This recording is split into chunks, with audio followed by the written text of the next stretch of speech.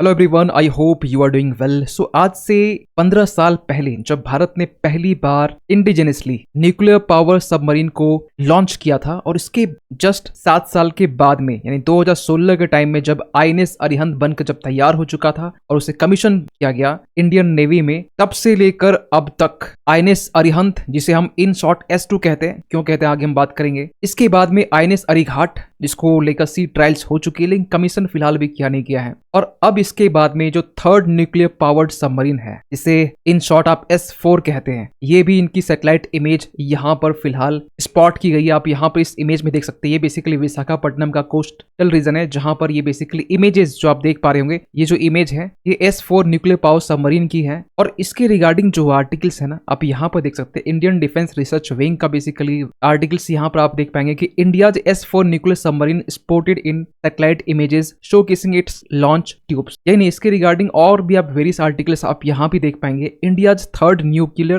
Powered submarines spotted in satellite images. देखिए, जैसे कि आप सभी को मालूम होगा कि अभी भारत के पास में S1, S2, S3 तीन हमारे पास में न्यूक्लियर सबमरीन है। उनमें से भी इंडिजिनसली स्वदेशी तरीके से निर्मित जो सबमरीन्स है वो है 2। उनमें से भी S2 और S3, और उनमें से भी S3 जो है, जिसे हम आईएनएस अरिघाट भी कहते हैं, इसको फिलहाल कमीशन नहीं किया गया है। लेकिन ऑलरेडी हम लोग S4 को लेकर हम लोग काम करना स्टार्ट कर चुके हैं। और इस वीडियो में बात करने वाले कि S4 में बेसिकली हमारे लिए, भारत के लिए क्यों इतना इंपॉर्टेंट रखता है, और क्या भारत इसके आगे भी क्या S5 में काम कर रहा है। क्योंकि रिसेंटली जो सैटेलाइट इमेज अभी रिसेंटली ब्रिटिश पब्लिशर्स के थ्रू से जो जारी किया गया है, जो बेसिकली विशाखापट्टनम का एक सिक्रेटिव शिप बिल्डिंग सेंटर है, वहां की ये बेसिकली इमेजेस है, जहां पर ये कहा जा रहा है कि ये जो न्यूक्लियर सबमरीन है, जिसे इन शॉर्ट आप S4 भी कहते हैं, ये 7000 टन वाटर को डिस्प्लेस करती है as comparison to previous one जो आईएनएस अरिहंत था हमारा, 6000 टन ये वाटर डिस्प्लेस करती है। अगर हम लेंथ की बात करें तो लेंथ के मामले में भी जो हमारा S4 है वो स्लाइटली लार्जर है, क्योंकि इसकी जो लेंथ है वो कहा जा रहा है 125.4 मीटर। और इसी की जस्ट पहले देखिए अरिहंत की, आईएनएस अरिहंत की, उनमें आप पाएंगे 111.6 मीटर की। तो सबसे पहले हम ये समझते हैं कि न्यूक्लियर पावर सबमरीन जो है वो भारत के पास में फिलहाल अभी कितनी है। देखिए, जो S1, S2, S3 की हम जो बात कर रहे हैं और फिलहाल भी S4 की बात कर रहे हैं, S1 की जो शुरुआत है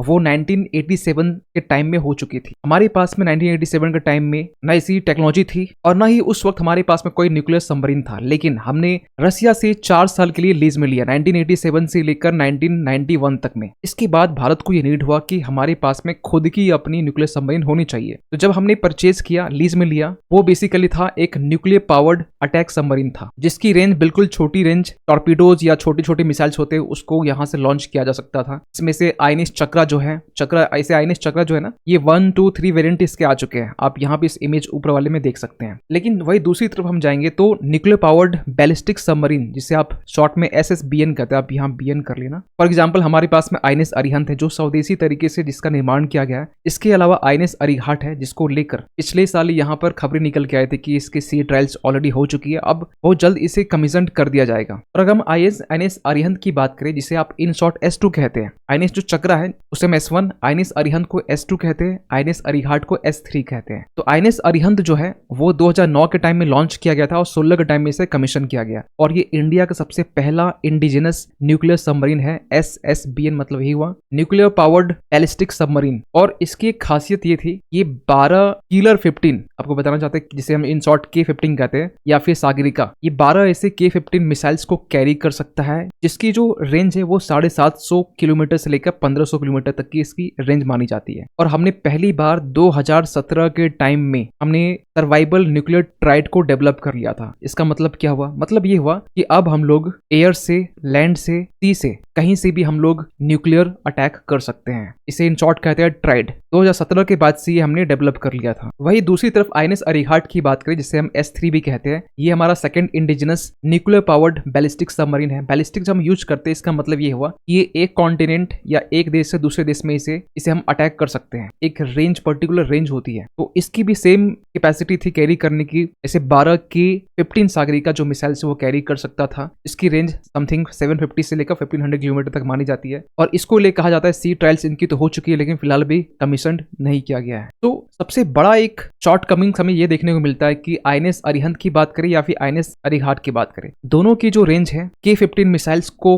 अटैक करने को लेकर एक शॉर्ट रेंज मानी जाती है। ये एक सबसे बड़ा शॉर्ट कमिंग्स है। इसको देखते हुए इंडिया ने बनाया यहाँ पर S-4 न्यूक्लियर सबमरीन, जिसमें ये कहा जा रहा है कि देखिए इसको जो लॉन्च है ना, ये 2022 के टाइम में ही हमने कर दिया था। Third Arihant class nuclear powered submarine report के अकॉर्डिंग ये कहा जा रहा था कि इसे हमने बहुत जल्द लॉन्च होने वाला, ये 2021 का दिसंबर का आर्टिकल्स है, लेकिन जस्ट ये कुछ टाइम के बाद में 2022 का टाइम में इसे लॉन्च कर दिया गया था। और कहा यह जा रहा है कि ये K-4 मिसाइल्स फिटेड है। क्या मतलब हुआ इसका? देखिए K-4 जो मिसाइल्स है वो एक अग्नि थर्ड वेरिएंट मिसाइल्स है, जिसकी रेंज मानी जाती है 3500 किलोमीटर की। आप समझ सकते हैं इस रेंज में पूरा पाकिस्तान और ऑलमोस्ट चाइना का वो सिग्निफिकेंट एरियाज कवर किया जा सकता है। कहा यह भी जाता है कि इसकी जो K-4 मिसाइल की जो टेस्ट है वो 2020 में ऑलमोस्ट हो गई थी। और एक अच्छी बात क्या है कि इसे ट्रैक करना बहुत ही ज्यादा डिफिकल्ट है। आप अदर डिटेल्स आप इस इमेज में यहाँ पर देख सकते हैं। तो K-4 मिसाइल्स फिटेड है। और अच्छी बात इसमें क्या है, S-4 न्यूक्लियर सबमरीन में ये ऐसे 8 K-4 मिसाइल्स को कैरी कर सकता है। इन शॉर्ट हम आपसे कहना चाहते हैं कि ये जो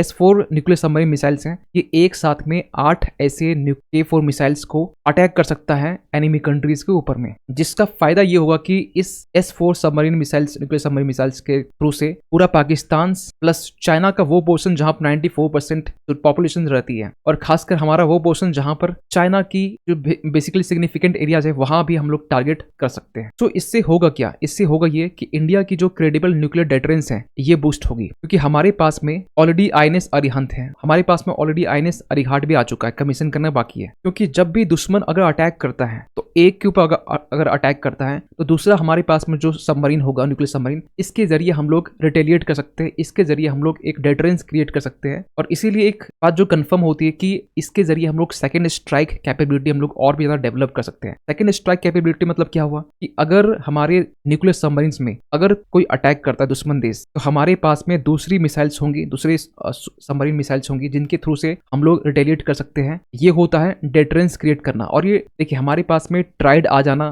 मीन्स हम लोग समुद्र से अटैक कर सकते हैं, लैंड से कर सकते हैं, एयर से कर सकते हैं। डेटरेंस क्रिएट यहाँ पर नहीं होता है। डेटरेंस क्रिएट यहाँ पर होता है कि हमारे पास में न्यूक्लियर सबमरीन मिसाइल्स कितने नंबर्स में है। तो फिलहाल तो अभी हमारे पास में आईएनएस अरिहंत है, आईएनएस अरिघाट कमीशन करना बाकी है, और इसके पहले छोटे छोटे रेंज को टारगेट करने के लिए हमारे पास में आईएनएस चक्रा है, जो कि 3 वेरिएंट तक में 1, 2 एंड 3। तो इसके जरिए हम लोग एक सेकंड स्ट्राइक कैपेबिलिटी और भी ज्यादा डेवलप कर सकते हैं, ताकि जो एनिमी कंट्री है उसको बेसिकली यहाँ पर एक डेटरेंस क्रिएट किया जा सके, क्रेडिबल डेटरेंट। और कुछ एक्सपर्ट तो ये भी मानते हैं कि हमारे पास में 3 है, वैसे तो हमारे पास में और भी ज्यादा होना चाहिए। और इसके लिए हमारे पास में जो है ना न्यूक्लियर पावर्ड बैलिस्टिक सबमरीन्स को लेकर फ्यूचर्स के लिए प्रोग्राम यहाँ पर प्लान की गई है, जिसको लेकर कहा जा रहा है कि जो अरिहंत क्लास सबमरीन है इसको लेकर आगे 4 अरिहंत क्लास प्लान करने की बात की जा रही है। यही नहीं, हम लोग S-5 पर भी काम कर रहे हैं। फिलहाल भी S-4 की इस वीडियो में चर्चा कर रहे हैं, लेकिन S-5 की भी हम बात कर रहे हैं। और S-5 की जो लेंथ होगी ना, ये S-4 के कंपैरिजन में ये ज्यादा बड़ी होगी। हाई पावर्ड जो मिसाइल्स होती है इसको कैरी कर सकती है, वो एक साथ मल्टीपल्स मिसाइल्स को अटैक किया जा सकता है। तो इसको लेकर भी काम चल रहा है। और S-5 मिसाइल्स जो बेसिकली S-5 क्लास जो सबमरीन जो होने वाला है, कहा जा रहा है ये S-4 का ही कॉम्प्लीमेंट होने वाला है, जो अपने आप में की इंटरकॉन्टिनेंटल रेंज और हायर कैपेबिलिटीज की मिसाइल्स सबमरीन होने वाली है, जो इंडिया की न्यूक्लियर डेटरेंस और भी ज्यादा कहीं कहीं बढ़ा सकती है और इसके लिए ज्यादा क्रूशियल हो जाता है। डेटरेंस नहीं, ट्राइड के लिए बहुत इंपॉर्टेंट है। मीन्स समुद्र से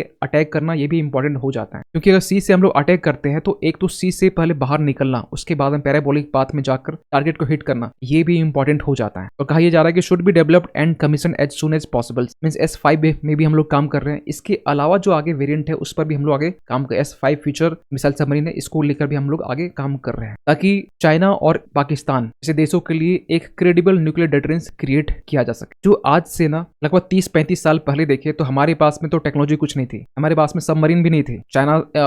रशिया से हमने लीज में लिया 4 साल के लिए। 2009 का वो टाइम था जब हमने अपने घर में स्वदेशी तरीके से जब डेवलप करना स्टार्ट किया। तो आप क्या मानते हैं हमारा जो थर्ड न्यूक्लियर पावर्ड सबमरीन है, जिसे आप इन शॉर्ट S-4 भी कहते हैं, ये इंडिया के लिए कितना इंपॉर्टेंट रखता है, कितना इंपॉर्टेंट रोल प्ले करता है? आप इसके बारे में कमेंट कर सकते हैं। और जाते जाते एक क्वेश्चन आप सभी के लिए कि हाल ही में यहाँ पर नेशनल पंचायती राज डे ऑब्जर्व किया गया। आपको बताना ये कौन से डे को ऑब्जर्व किया गया। अप्रैल मंथ की हम बात कर रहे हैं, अप्रैल 24, 25, 1 मई। वैसे तो ऑप्शन हमने एक रॉन्ग आंसर दे दिया, मई तो होगा नहीं क्योंकि ऑब्जर्व कहा जा रहा है। और लास्ट ऑप्शन अप्रैल 15। सही आंसर कीजिए कमेंट सेक्शन में, और इस पर भी आपका क्या विचार है ये भी लिखिएगा। मिलते किसी अगले वीडियो में, तब तक के लिए थैंक यू सो मच।